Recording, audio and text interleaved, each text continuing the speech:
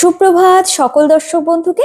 সারাদিনের টুকিটাকি মুহূর্ত নিয়ে আমি পিয়ালি চলে এসেছি আবারও একটি নতুন মিনি ব্লগে।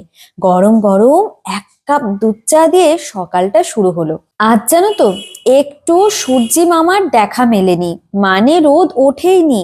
তাই ঠিক করে ফেললাম দুপুরের মেনুতে শীতের রং বেরঙের সবজি দিয়ে খিচুড়ি করলে কেমন হয়।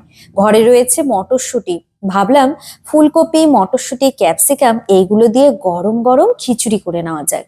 তাই আর কি, যেমন ভাবা তেমনি কাজ। এদিকে রয়েছে গোবিন্দভোগ চাল আর সঙ্গে সোনা মুগের ডাল। আগে থেকে কিন্তু কাঠখোলায় ভেজে চাল আর ডাল ধুয়ে জল ছড়া দিয়ে রেখে দিয়েছিলাম।